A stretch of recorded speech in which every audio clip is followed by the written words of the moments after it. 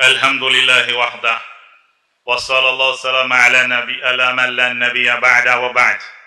Louange à Allah, l'unique et le dominateur suprême, le tourneur de cœur et des yeux, l'enrouleur du jour sur la nuit et de la nuit sur le jour, pour que ces deux moments soient les périodes des œuvres et des mesures des âges. Je témoigne qu'il n'y a de divinité vraie digne d'être adorée qu'Allah le puissant et le pardonneur. Un témoignage qui débarrasse le cœur de celui qui y croit de l'associationnisme grâce à la véracité de l'attestation et prépare pour celui-ci, pour celui qui l'a dit, le paradis. Et quelle meilleure dernière demeure. Et je témoigne que Mohammed est le serviteur d'Allah et son messager, l'élu et le choisi. Allah par lui a ôté les fardeaux et les jougs de sa communauté, c'est-à-dire les difficultés dans les lois et les prescriptions. Qu'Allah prie sur lui le salut, ainsi que ses proches, ses épouses et ses compagnons les meilleurs. Prières et saluts successifs jusqu'au jour de la stabilité, le jour de la rétribution. Suite à quoi, nobles frères et sœurs, je vous recommande ainsi qu'à ma propre personne, la crainte révérentielle d'Allah. En effet, la crainte révérentielle d'Allah est la meilleure provision dont le serviteur puisse s'approvisionner dans son cheminement pour la demeure dernière dans l'au-delà. Communauté de frères et de sœurs musulmans, Allah le Tout-Puissant a légiféré pour ses serviteurs et les a fait l'adorer avec des ordonnances et des interdictions. Ces ordonnances et interdictions sont des obligations qui ne sont pas sans difficulté, car les âmes sont naturellement créées pour aimer être libres de toute restriction. C'est pourquoi le messager d'Allah sallallahu alayhi wa sallam a dit: le paradis est entouré de difficultés et l'enfer est entouré de désirs. Rapporté par l'imam Muslim d'après le hadith de Anas bin Malik al-Agré. Cela, parce qu'il n'y a pas d'intérêt pur dans ce monde. Et cela ne réside pas seulement dans les impositions d'Allah, mais même dans la plupart des choses naturelles que l'homme fait instinctivement et entreprend volontairement, sans ordonnance ni interdiction. Ces impositions, même si elles ne sont pas dénuées de quelques difficultés ou de quelques pénibilités, sont basées à l'origine sur la facilitation et la prise en compte de la faiblesse des serviteurs, et elles leur profitent tôt ou tard. Cette facilitation est partagée par tous les serviteurs d'Allah.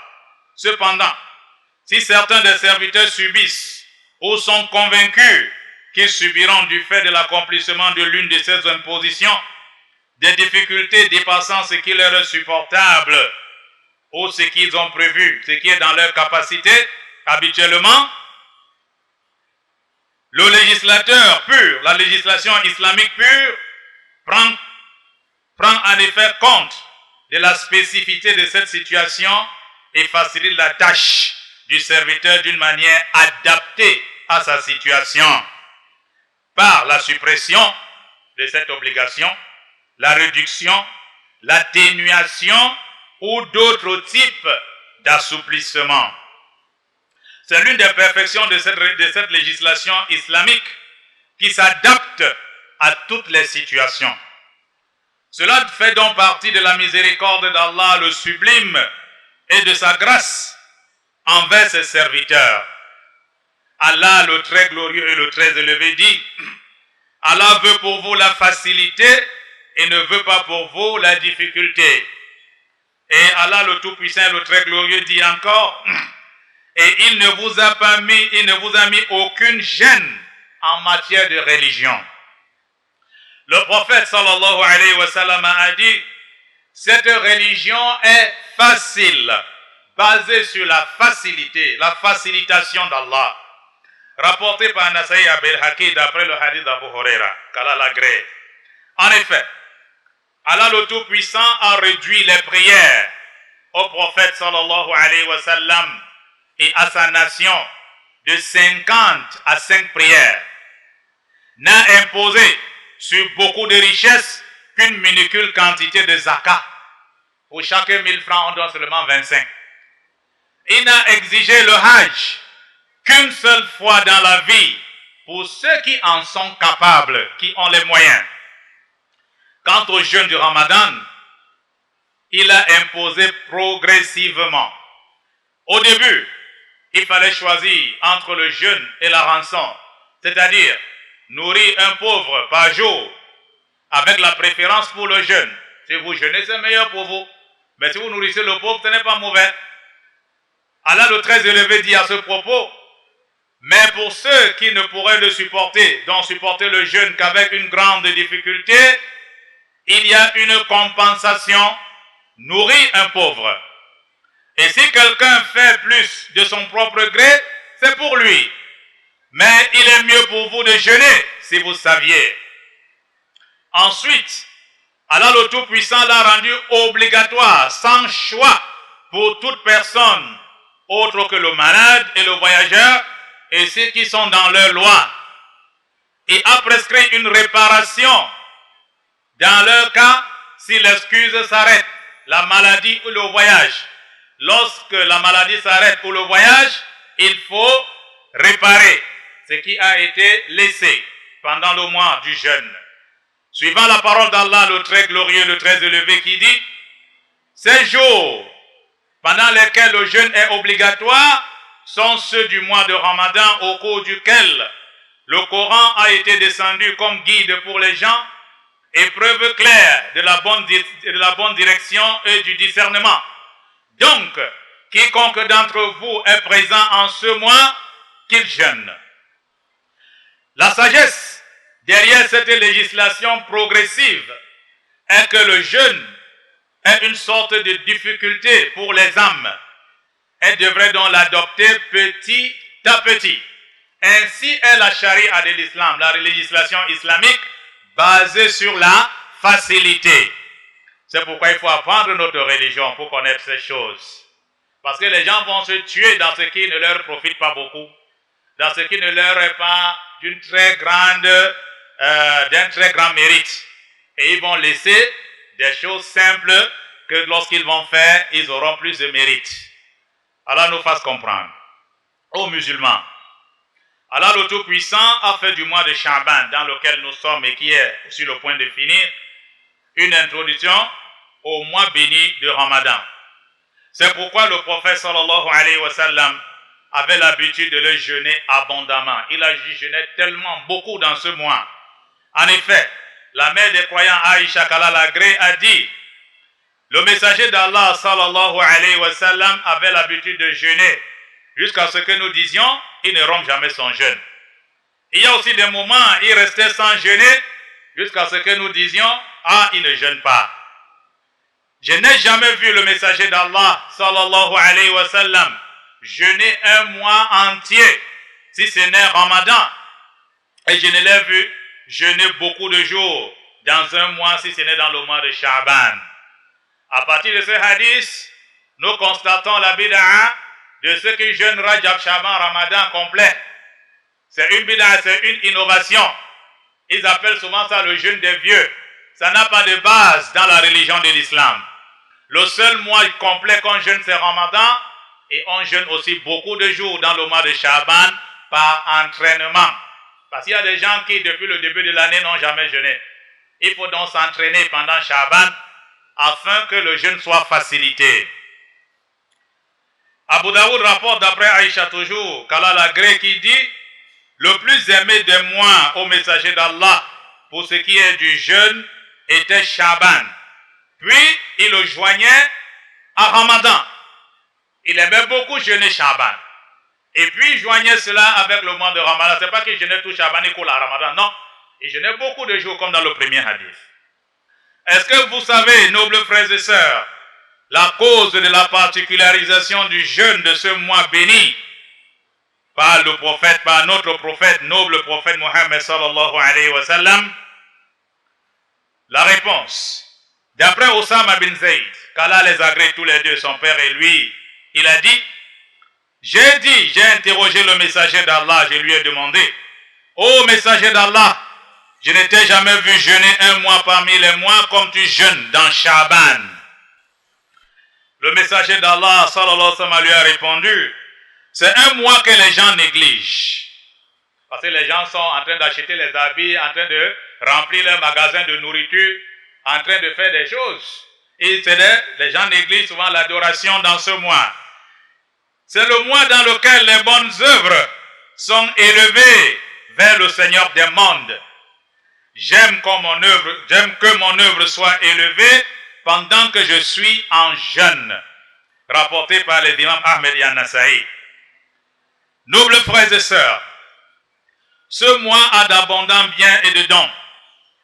Allah le Tout-Puissant, le Seigneur béni et sublime, y apparaît et pardonne à toutes les créatures, à tous ses serviteurs, sauf celui qui a adopté en dehors d'Allah d'autres divinités parmi les associateurs, les polythéistes,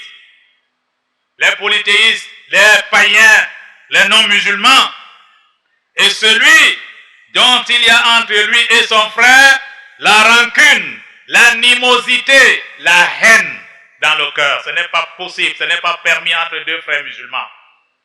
Vous ne voulez pas qu'Allah vous pardonne? Voilà le mois du pardon. Mais vous avez toujours vos frères dans vos cœurs. Allah ne va pas vous pardonner. Soyez libres, libérez le cœur afin d'entrer dans Ramadan sans rancune, sans animosité, sans rancœur. Ce n'est pas difficile pour vous, frères et sœurs. Rapporté par l'imam Ibn Majah, jugé bon par le cheikh Al-Albani. Sache, ô mon frère, ma sœur, que le jour et la nuit sont deux magasins. Observe bien ce que tu y mets comme bienfaisance ou bien malfaisance. Mon frère, ma sœur, sois du nombre des bienheureux, ceux qui profitent des bons moments et de ce qu'il y a comme mois, jour et heure méritoire. Se rapproche de leur maître avec ce qu'il y a dans ces moments comme œuvre d'obéissance, telles que la prière, le jeûne, la récitation du Coran, l'évocation, le zikr, l'invocation, la doua, les aumônes, la bienfaisance aux créatures, les pauvres, les diminués, les orphelins, les veuves, les prisonniers qui sont dans le besoin, qui ont besoin qu'on leur tende la main, qui sont dans les soucis, les malades, dans les hôpitaux et autres. Et sans oublier la dépense dans les œuvres de bien. Notre chantier est là, a besoin de notre aide pour monter. On est déjà en train de finir le premier niveau. On va lancer la dalle du second. Donc, c'est le moment de profiter. De profiter et de profiter. Ramadan, c'est le mois du Shaban. Avant Ramadan, on commence déjà à profiter. Et Ramadan, c'est le terminator. Donc, profitez de cette opportunité pour gonfler votre compte en bonne action auprès d'Allah. Sachez que les banques des bonnes actions, les banques des actes d'obéissance ne sont pas sur la terre. C'est auprès d'Allah subhanahu wa ta'ala.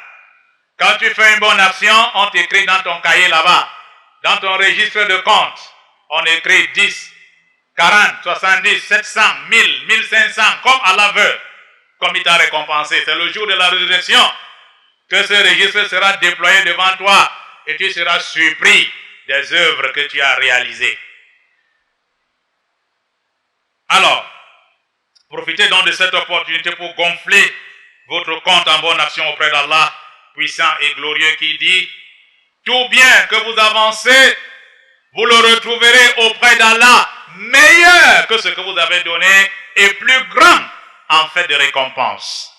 Peut-être obtiendriez-vous un cadeau de mérite et de miséricorde parmi les précieux cadeaux de ce mois.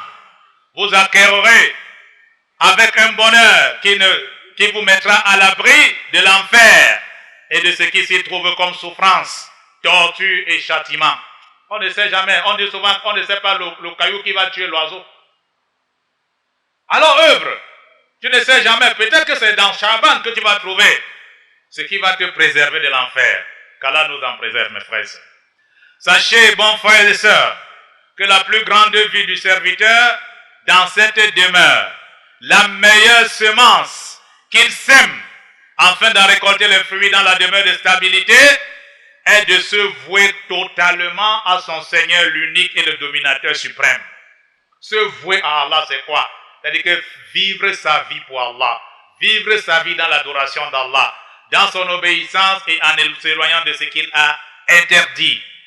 C'est la meilleure vie qu'un serviteur puisse vivre dans ce bas monde. C'est la meilleure semence qu'il puisse planter dans ce bas monde.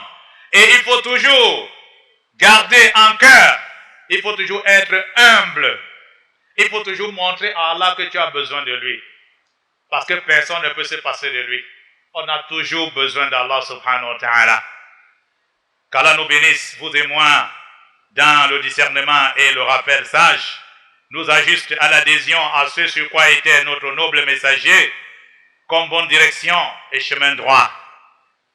هذا معاشر الإخوة الكرام فصلوا وسلموا على خير الأنام امتثالا لأمر الملك القدوس سلام حيث قال في خير الكلام إن الله وملائكته يصلون على النبي يا أيها الذين آمنوا صلوا عليه وسلموا تسليما اللهم صل على محمد وعلى آل محمد كما صليت على إبراهيم وعلى آل إبراهيم وبارك على محمد وعلى آل محمد كما باركت على إبراهيم وعلى آل إبراهيم في العالمين إنك حميد مجيد اللهم ارض عن الأربعة الخلفاء الراشدين والأئمة الخلفاء المهديين أولي الفضل الجلي والقدر العلي أبي بكر وعمر وعثمان وعلي وارض اللهم عن آل بيت نبيك وأزواجه المطهرين من الأرجاس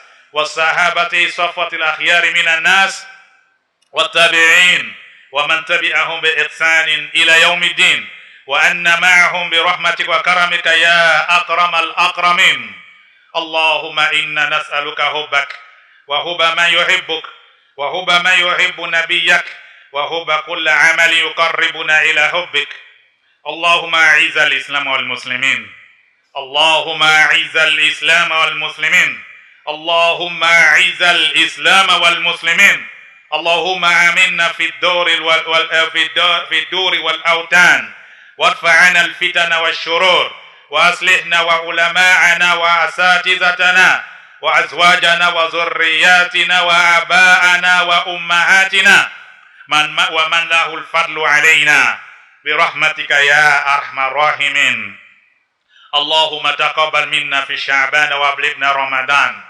اللهم تقبل منا في شعبان وابلغنا رمضان اللهم تقبل منا في شعبان وابلغنا رمضان يا رب العالمين اللهم اجعلنا لشريعتك محكمين ولسنة نبيك متبعين وخذ بنواصينا للبر والتقوى اللهم أحيينا مؤمنين وتوفنا مسلمين برحمتك يا أرحم الراحمين اللهم اشف مرضانا ومرضى المسلمين ربنا تقبل منا إنك أنت السميع العليم وتب علينا إنك أنت التواب الرحيم واغفر لنا ولوالدينا ولجميع المسلمين الأحياء منهم والأموات برحمتك يا أرحم الراحمين ربنا آتنا في الدنيا حسنة وفي الآخرة حسنة وقنا عذاب النار سبحان ربك رب العزة عما يصفون وسلام على المرسلين